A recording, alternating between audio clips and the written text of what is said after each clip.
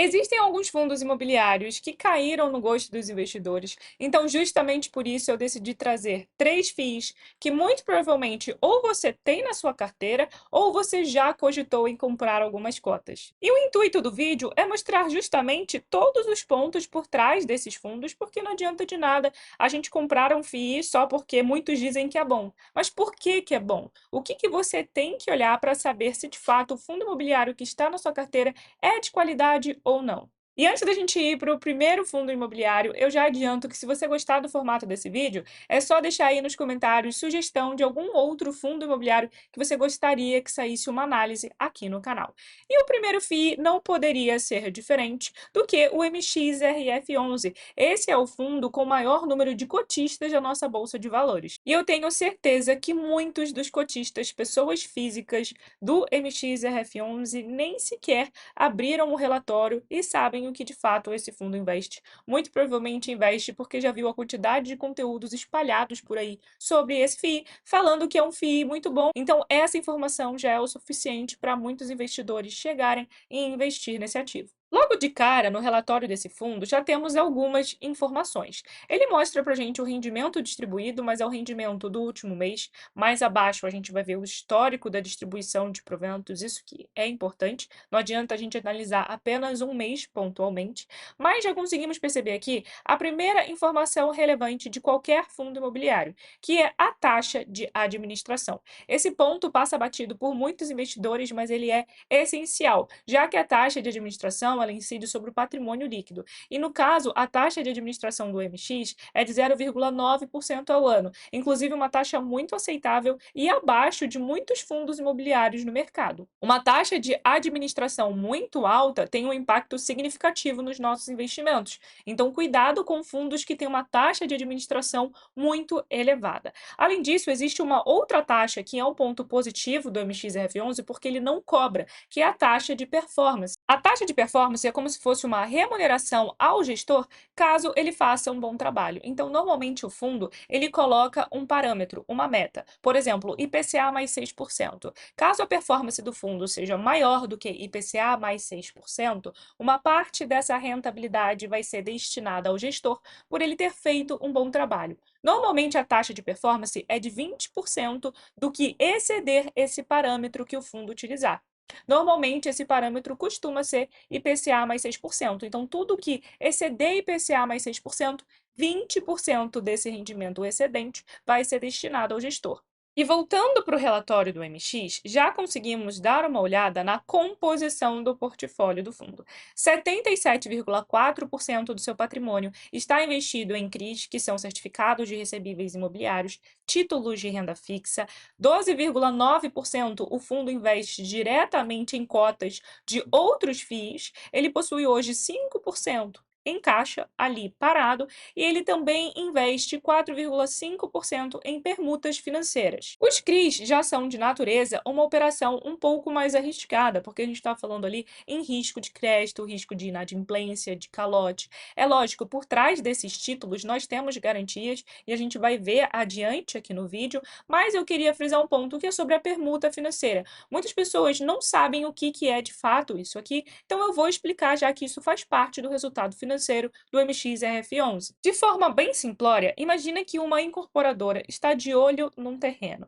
Então, ela quer ali uma ajuda financeira para comprar aquela área. Basicamente, o MX ele faz o seguinte: ele entra em parceria junto com essa incorporadora, entra com parte do dinheiro do terreno e depois ele vai ficar com uma porcentagem das vendas que essa incorporadora fizer desse empreendimento. Normalmente fica ali de 20 a 30%. Isso tudo está bem detalhado aqui no relatório. É uma operação que não gera um fluxo mensal de recebimento, mas é uma forma do fundo diversificar mais os seus investimentos. Se descermos um pouco o seu relatório, ele fala para a gente que a rentabilidade histórica de tais investimentos são de INCC, que é um Índice Nacional de Construção Civil, mais 13% ao ano, constituindo investimentos atraentes frente à forte mitigação de riscos em sua estruturação. Se descermos um pouquinho, ele mostra para a gente alguns exemplos dessas permutas. No caso aqui desse empreendimento, Brooklyn 2, em São Paulo, a obra ainda não começou, o lançamento foi em novembro de 2023,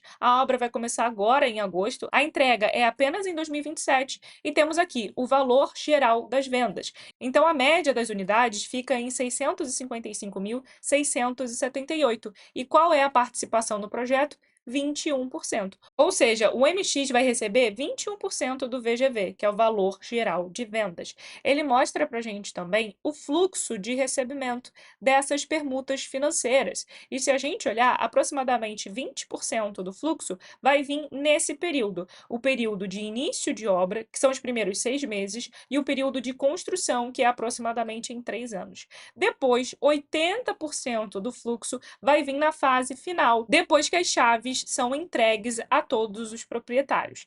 Então, dito isso, não é um tipo de investimento que gera aquele fluxo certo mensal, iguais são os CRIs. Por isso que ele tem uma participação menor do seu portfólio nesse tipo de investimento. Voltando agora para entender melhor a rentabilidade do fundo, conseguimos perceber que da carteira de CRIs, que é quase 80% do patrimônio do fundo, a taxa média de aquisição é de CDI mais 2,64%, e temos também os títulos que são indexados à inflação, que vai repassar para o fundo, em média, IPCA mais 8,22%. Aqui do lado, ele mostra para a gente que a maior parte do seu portfólio está indexada à inflação, cerca de 63%, e 24% está indexado ao CDI. Fundos de papel são bons porque eles repassam a inflação atual. Então, justamente pelo fato da maior parte da carteira do MX estar indexado à inflação, se temos um aumento da inflação repentina, isso é repassado para nós cotistas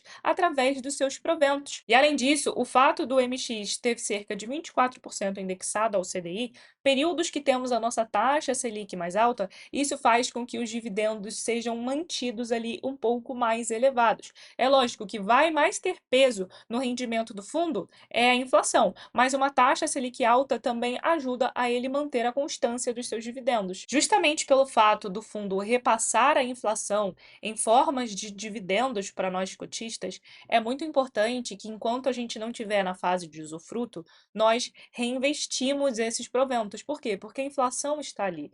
O fundo, ele está repassando para a gente. Então, se o rendimento da carteira do MX, de forma bem simplória, por exemplo, rendeu esse mês IPCA mais 5%, ele vai repassar isso para nós cotistas. Se você gastar esses proventos, você está gastando a inflação. Você vai acabar perdendo o poder de compra com o passar do tempo, porque o seu patrimônio não está sendo corrigido pela inflação.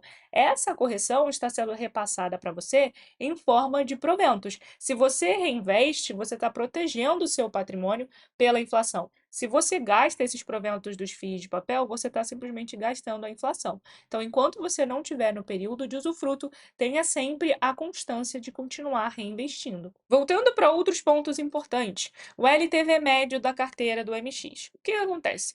Acabamos de falar que os CRIs, eles têm risco de inadimplência, risco de calote. Automaticamente, precisamos ter garantia por trás dessas operações. E se pegarmos o total de empréstimos dividido pela garantia dessa operação, temos o LTV.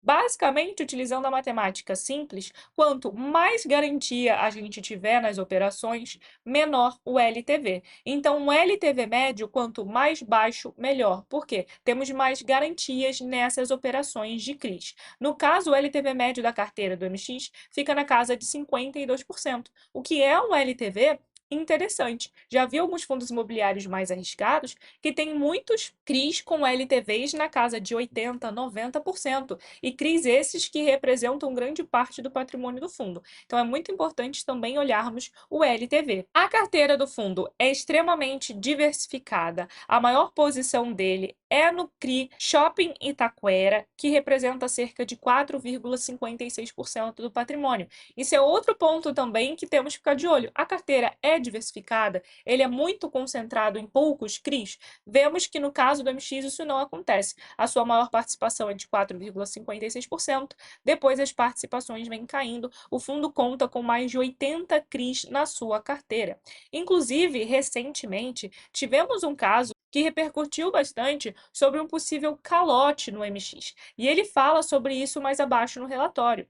O CRI em questão é o CRI da Arquiplan, que representa cerca de 0,78% do patrimônio líquido do fundo. A Arquiplan entrou com um pedido de recuperação judicial. Automaticamente, isso traz riscos para a operação. Por quê? Se temos um devedor que está pedindo recuperação judicial, o risco de inadimplência aumenta bastante. Só que, mais uma vez, o fato da carteira do fundo ser diversificado traz mais segurança ao cotista, já que esse CRI representa apenas 0,78% do patrimônio. Essa informação que é bem relevante. Risco de calote, risco de inadimplência, vamos ter. Se estamos nos expondo a FIIs de papel, temos que ter em mente que isso vai acontecer mais cedo ou mais tarde. Por isso a importância de escolhermos fundos com carteiras diversificadas. E agora vamos para o ponto que mais afasta os investidores do MXRF11, que é o preço dele, né? Ele está sempre sendo negociado a múltiplos mais altos. Isso acaba fazendo com que o retorno do cotista não seja tão bom assim. E conseguimos perceber isso através das taxas médias e tabela de sensibilidade. Aquele indicador famoso, P sobre VP, quando está acima de 1, o fundo está com ágil, está caro, quando está abaixo de 1, está com deságio, está barato. Então, o MX, na sua maior parte do tempo, está sempre com P sobre VP acima de 1, o que significa que ele está com ágio, sendo negociado mais caro do que ele realmente vale. E isso, para fundos imobiliários de papel, é uma informação importante, o P sobre VP. E no próprio relatório, ele já mostra para o investidor. Bom, se ele comprasse hoje o MX a 9,70, ou seja, sem nenhum ágio e sem nenhum deságio, a remuneração da carteira seria de IPCA mais 9,44% e CDI mais 2,72%.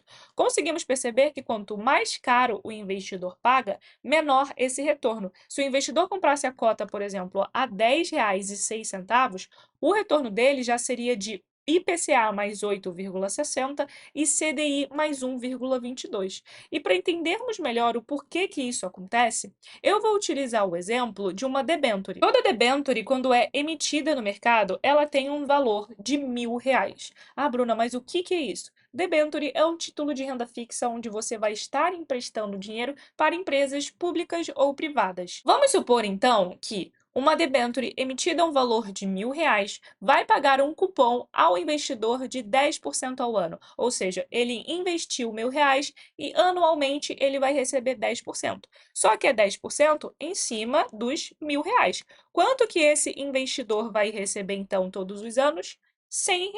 Até aí, tudo bem. Só que vamos supor que você está lá, abre a sua corretora e você procura algumas debêntures e você encontra algumas sendo negociadas no mercado secundário. Ou seja, um investidor, ele adquiriu uma debênture, mas ele está querendo se desfazer antecipadamente, ele está querendo vender.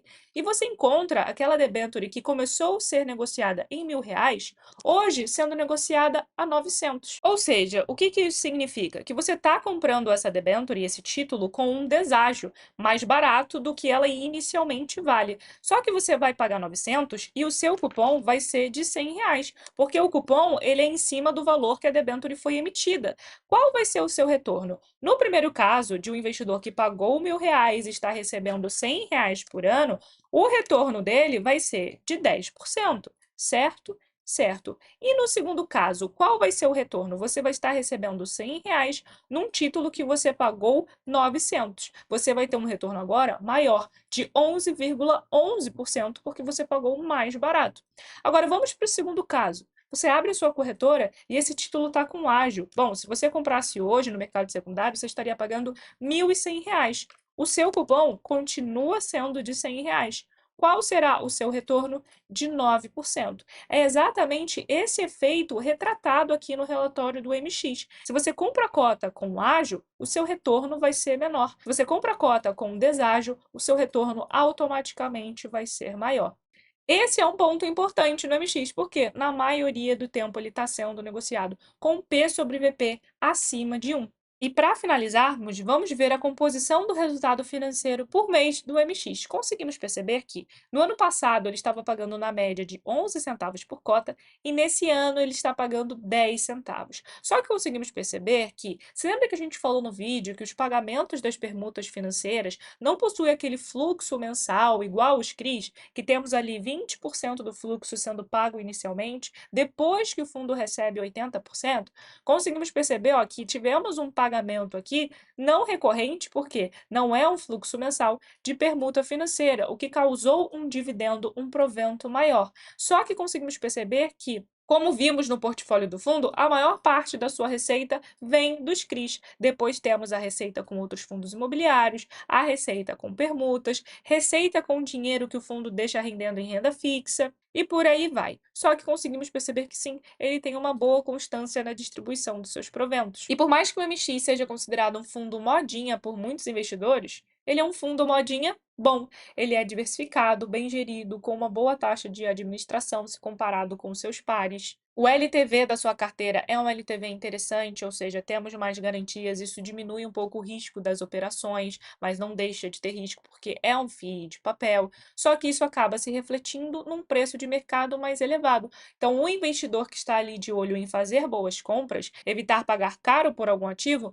muito provavelmente ele vai demorar para conseguir aportar no MX, já que ele é um fundo que na maior parte do tempo fica acima do seu VP. Vamos agora para o segundo fundo do vídeo, que é o VGHF11. Vamos ser um pouco mais rápidos aqui, porque já explicamos vários conceitos. Bom, o primeiro ponto sobre o VGHF11, ele não é um fundo de papel em si, ele é um fundo híbrido, porque ele tem vários tipos de investimento. A taxa de administração é bem parecida com a do MX, 0,9% ao ano, só que ele tem uma outra taxa que a gente mencionou, que o MX não tem, que é a famosa taxa de performance, 20% sobre o que exceder IPCA, mais a média do yield anual do IMA-B5 no semestre civil anterior.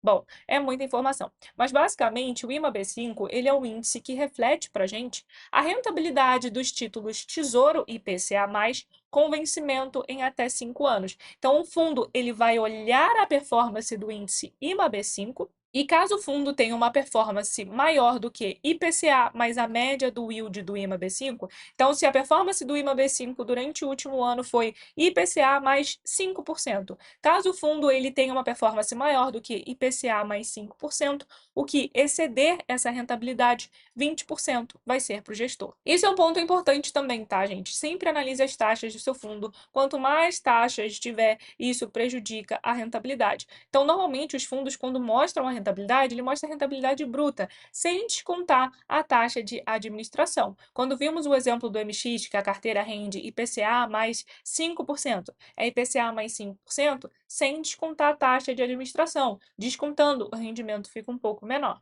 A carteira do VGHF11 é composta em 60% basicamente em CRIs, 35% em cotas de outros fundos imobiliários. Ele investe também em fundos de investimento em direitos creditórios, mas representa uma parcela bem pequena do seu patrimônio, mas basicamente a maior parte hoje está em CRIs e cotas de outros FIIs. Quais são os seus indexadores? A maior parte está hoje em IPCA, cerca de 60%, 37% em CDI. Então, é um portfólio bem parecido com o MX, é misto, tem a maior parte em inflação e a outra parte no CDI. Só que vou ser bem direta sobre um ponto que incomodou muitos investidores e que, se você é investidor do EVGHF11, precisa ficar de olho também, caso isso venha a te incomodar. Há alguns meses atrás, o fundo fez uma movimentação que chamou a atenção do mercado. Ele possui uma carteira de CRI diversificada, e isso é inegável.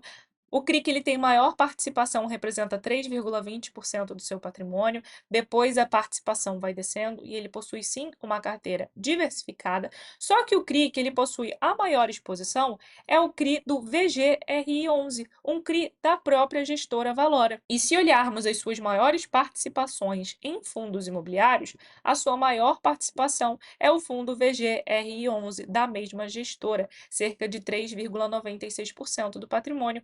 ela também tem outro fundo da Valora aqui, ó, que representa cerca de 2,14%.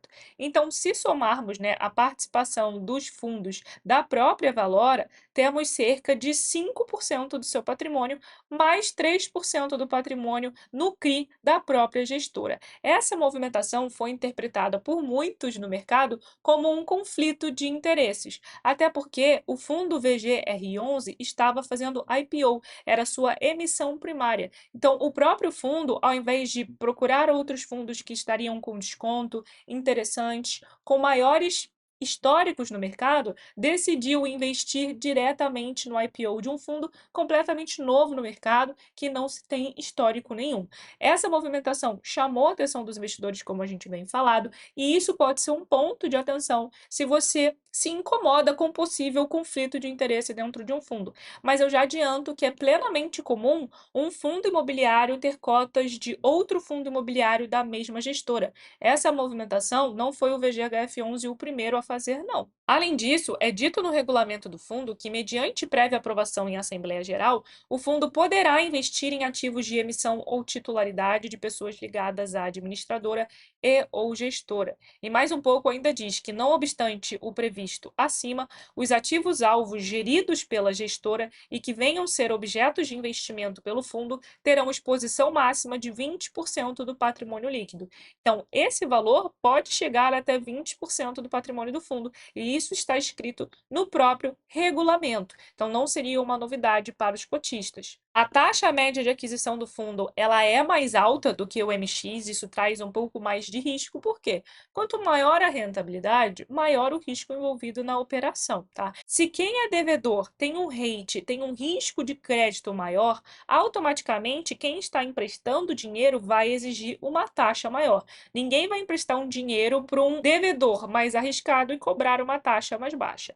Então, através da remuneração da carteira, conseguimos ter a ideia também se é um FII que toma mais risco ou não. No caso do VGHF, a taxa média de aquisição é de IPCA mais 9% e de CDI mais 4,35%. E ele também mostra para a gente a sensibilidade. Se o investidor pagasse R$ 9,16, ele estaria ali com o yield bruto, por isso que ele fala aqui, ó, bruto, sem descontar a taxa de administração e outros custos, de IPCA mais 9,25 e de CDI mais 3,91. Hoje, o VGHS está na casa de R$ 8,90, então o investidor ele estaria ali adquirindo o fundo com um deságio, com um desconto. A rentabilidade bruta seria de, em média, IPCA mais 9,52 e CDI mais 4,02%. Um outro ponto que você, investidor de VGHF11, precisa ter em mente é que 67,8% do patrimônio é destinado para renda, 32% é para valor. O que isso significa? O gestor ele vai fazer uma gestão ativa com esse valor aqui, querendo gerar resultados para os cotistas. Vai querer comprar um fundo que esteja barato, comprar uma ação que esteja mais barata, para ter aquele ganho de capital com lucro, vender e gerar valor para os seus cotistas. Então, isso faz parte da gestão do fundo. E no relatório eu não encontrei o LTV, então não temos como analisar esse aspecto, se a carteira de CRI do VGHF11 possui ali uma boa quantidade de garantias ou não. Basicamente, o principal ponto de atenção hoje do fundo é a própria movimentação da gestora, se ela vai continuar fazendo esses tipos de movimentos que acabam, querendo ou não, incomodando alguns cotistas. Por isso, a importância de tempos em tempos estar olhando o relatório do fundo imobiliário que está na sua carteira, para estar ciente do que está acontecendo, principalmente no fundo imobiliário de papel, onde temos um pouco mais de risco nas suas operações. E o terceiro fundo que vamos analisar é o famoso BTLG11, um fundo de logística que também vem chamando a atenção de muitos investidores. Bom, a sua taxa de administração também é de 0,90%, só que nesse caso não é sobre o patrimônio líquido, e sim sobre o valor de mercado do fundo. É um fundo que não possui taxa de performance, isso também é um ponto positivo. Possui hoje 22 imóveis, então é um fundo diversificado em relação à quantidade de ativos, só que ele também está com um grande plano de aquisição, que vamos ver futuramente mais à frente aqui no vídeo. Ele vem mudando o seu relatório gerencial, se importando com a opinião do mercado. Ele mesmo diz que, com o objetivo de aprimorar a comunicação e transparência com os investidores, foram implementadas nesse relatório algumas sugestões recebidas de cotistas. Um ponto bastante positivo para o fundo, a concentração de receita. O inquilino que tem maior concentração na receita do fundo é o Assaí, representando 10%. Depois temos a Amazon com 7%, Ambev, Braskem, BRF. Isso é um ponto muito positivo, porque se temos um fundo imobiliário com grande concentração de receita em um só inquilino, caso tenhamos problemas com esse inquilino, isso pode afetar com força os proventos desse fundo. Só que isso não é o que acontece no BTLG, até porque o Assaí é o que tem maior participação e apenas 10% da receita. É um fundo que possui certa concentração em São Paulo. Deixa eu tirar aqui minha câmera rapidinho. Ele possui uma certa concentração em São Paulo, mas também possui imóveis em Minas, Bahia, no Ceará e em Santa Catarina. Isso é um ponto positivo para o fundo. Precisamos procurar imóveis que possuem tanto a diversificação em quantidade de ativos, quanto também a diversificação geográfica. A duração média dos seus contratos é de 4,3 anos. Temos os meses de reajuste, então agora em agosto foi um mês com maior porcentagem da receita reajustada, tá? Porque a receita dos contratos de locação do fundo são reajustados em sua grande maioria pelo IPCA. Possui uma boa diversificação em setores dos inquilinos, né? 32% no setor logístico, 17% em e-commerce, 14% em varejo, 68% dos seus contratos são típicos. Já falamos algumas vezes aqui no canal, contrato típico ele possui uma duração menor. A multa por rescisões é um pouco mais branda do que um contrato atípico, já que o atípico ele possui uma duração maior. Normalmente, em caso de rescisão do inquilino, ele precisa arcar com todo o saldo remanescente. Só que, normalmente, contratos atípicos também são feitos para aqueles imóveis que são feitos sobre medida para aquele inquilino. Já os contratos típicos, que são feitos em imóveis que podem ser realocados com mais facilidade caso o inquilino atual saia. E ele ainda diz aqui para gente que 31% da receita contratada possui o tipo de multa de saldo remanescente, que é aquilo que acabamos de falar. Bom, se o inquilino reincide o contrato, sai abanando as mãos? Não. Arca com todo o saldo remanescente até o vencimento do contrato. 47% é de 4 a 12 aluguéis, 14% em 13 a 18 aluguéis e 8% em 3 aluguéis. Então, conseguimos perceber que a maior parte hoje dos contratos possui a multa de 4 a 12 aluguéis em caso de rescisão antecipada. A vacância do fundo é bem baixa, na casa de 2%, ou seja, ele possui a sua área bruta locável quase 100% alugada, e isso acaba gerando mais renda, porque quanto mais espaço vazio para o fundo, menos receita ele gera. Um outro ponto importante para o fundo: em junho, os imóveis do BTLG foram reavaliados a valor justo, com uma valorização de 13,28% em relação ao mesmo período do ano anterior. Então, bons imóveis bem localizados trazem uma certa segurança para nós cotistas, que minimamente eles vão estar se valorizando de acordo com a inflação. E bons imóveis acabam, às vezes, se valorizando até mesmo mais do que a própria inflação. Só que, por fim, eles dizem que uma parte significativa da valorização ainda não está refletida nessa avaliação. Isso se deve ao caixa do fundo, que atualmente é de cerca de 1,8 bilhões de reais. E por que ele tem todo esse dinheiro em caixa? Porque o BTLG está com um plano de aquisição de um portfólio composto por 11 ativos, principalmente localizados em São Paulo, sendo 94% da receita proveniente de ativos localizados em um raio de até 60 quilômetros da capital.